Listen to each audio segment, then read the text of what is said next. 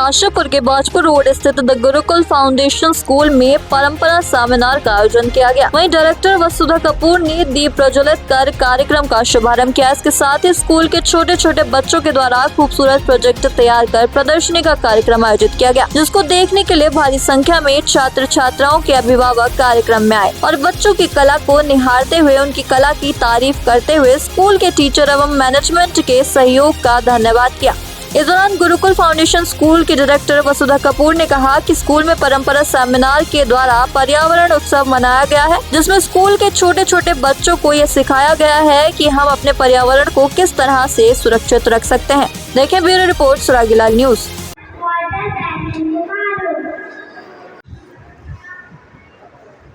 Dance करो dance.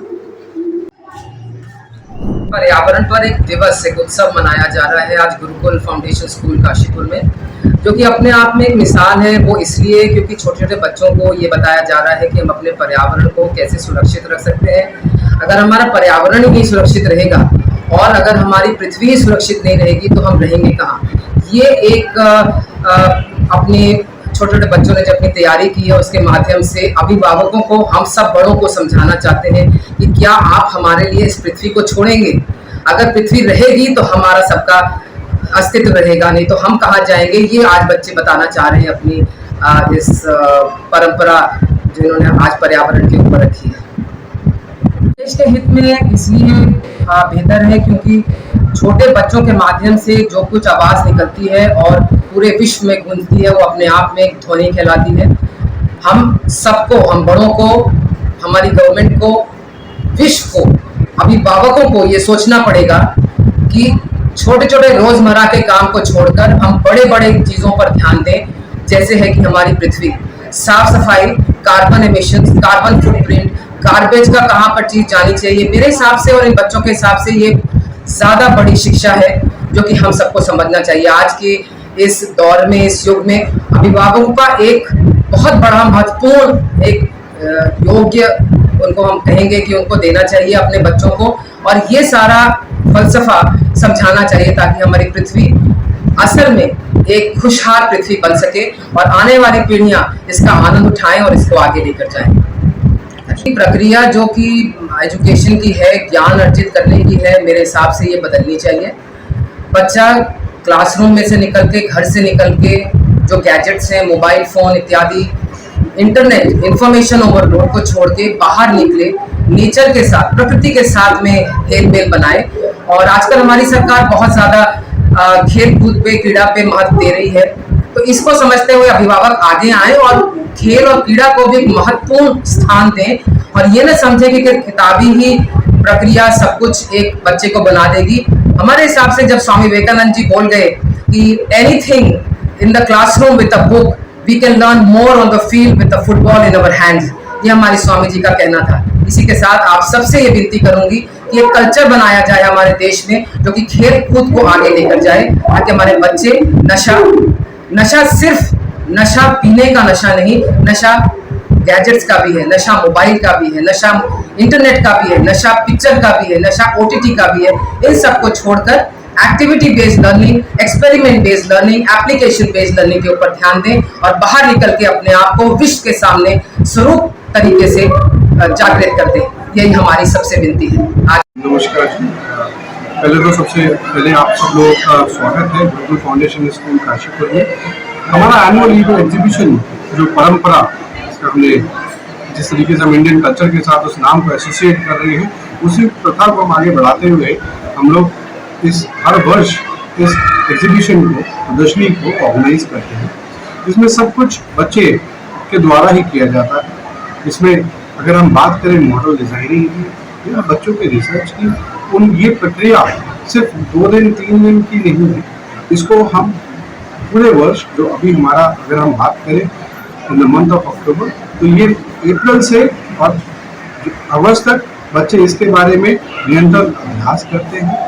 इस पूरे सेटअप को, जो मॉडल्स उन्हें बनानी है या जो भी गतिविधियाँ, जो डांस परफॉर्मेंस उन्हें करना है, वो सब इस दौरान इन्हें क्लासरूम एक्टिविटीज़ में कराया जाता है। स्पेशल जिस जीरो लेसन या कोई एक्स्ट्रा लेसन देकर के इस काम को नहीं कराया जाता, ये उनकी टीचिंग का पार्ट करा दिया जाता है ताकि बच्चों का ओवरऑल डेवलपमेंट हो। जो होलिस्टिक डेवलपमेंट की हम बात करते हैं, ये उसका पार्ट है। ठीक है, सबसे पहले मैं धन्यवाद देना चाहूँगा हमारे school management, respected chairman sir, respected director ma'am का, जिनकी गाइडेंस और जिनका मोटिवेशन हमारे लिए बहुत ही महत्वपूर्ण रोल प्ले करता है हमारे लिए। और उस जो हमारे जो गाइडेंस है उसी के अंदर हम वर्क कर रहे हैं, और जो निरंतर जो बच्चों की ओवरऑल होलिस्टिक डेवलपमेंट का हमारा अपना एक सपना है ताकि बच्चे भविष्य में रेडी हो, उस पथ पे हम निरंतर चल रहे हैं और अग्रसर हैं ताकि बेहतर आगे दिन पर दिन हम करते रहें। दूसरा, टीचर्स का इसमें बहुत बड़ा महत्वपूर्ण रोल है। जितना भी रिसर्च वर्क है बच्चों के साथ मिलकर के उनका ही ग्राउंड लेवल पे रोल होता है, जो बच्चों को गाइड करते हैं, बच्चों को प्रॉपरली उनको समझाया जाता है। ऐसा नहीं, अगर हम बात करें पोल्यूशन की, अवेयरनेस, बच्चों को उस टॉपिक के बारे में अच्छे से समझाया गया। क्लास 3 का बच्चा अगर माइक्रो प्लास्टिक की बात करता है तो मैं समझता हूँ कि उनको इस पूरे प्रोसेस के बारे में समझाया गया। जिस तरीके से बच्चों ने एक वर्किंग मॉडल आज माइक्रो प्लास्टिक के लिए हमारे बच्चों ने आज प्रस्तुत किया, वो एक अपने आप में एक उदाहरण है कि ओवरऑल डेवलपमेंट हर बच्चे के लिए कितनी जरूरी है।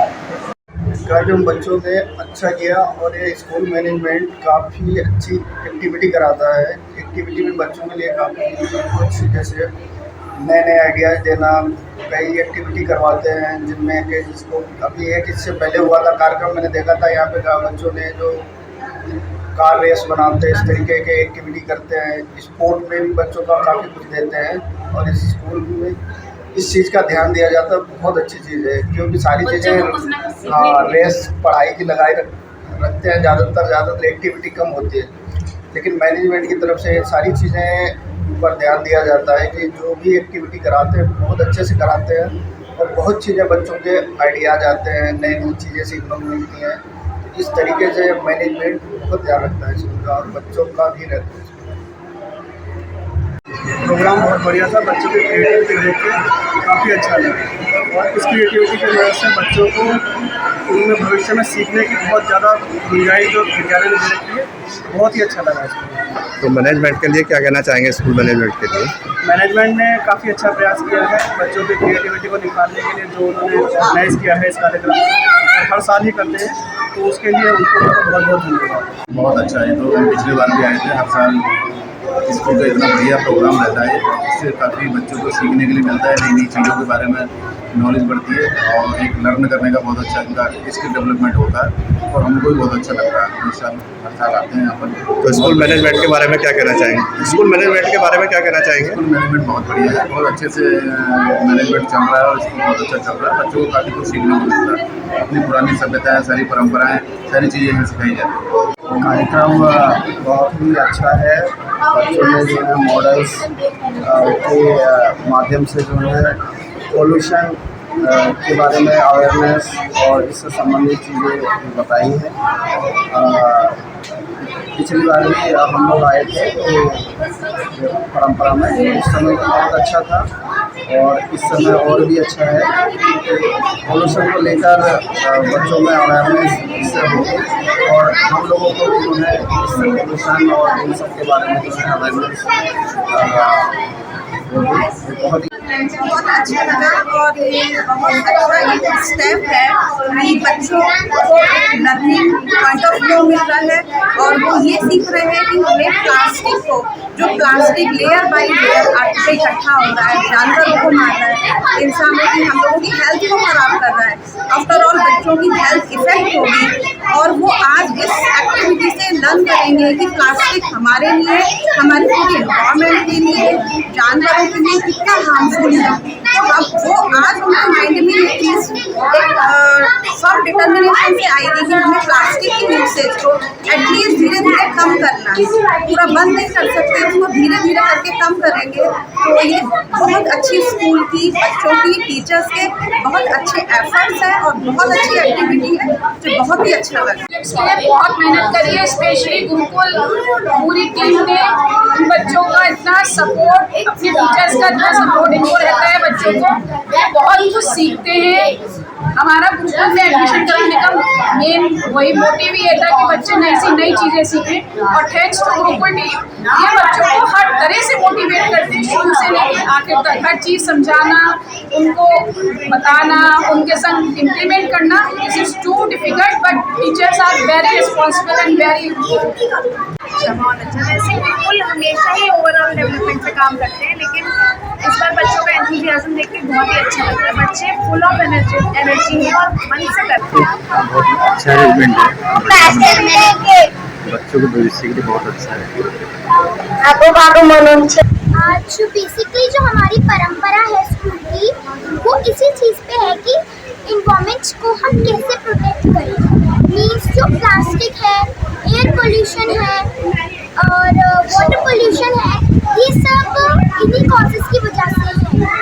तो हमें अपनी इन्वायरमेंट को कैसे प्रोटेक्ट करना चाहिए, उसी चीज़ पर हमारे यहाँ स्कूल की परंपरा है। और बेसिकली जो प्लास्टिक है वो जब भी ओशन में जाता है तो वो वाटर पोल्यूशन प्रोड्यूस करता है, और जो भी एयर पोल्यूशन उस कॉजेज से होते हैं, फैक्ट्रीज में चिमनी से जो भी वेस्ट एयर, पॉल्यूटेड एयर निकलता है, यानी स्मोक निकलता है, वो पूरी एयर को पोल्यूट करता है।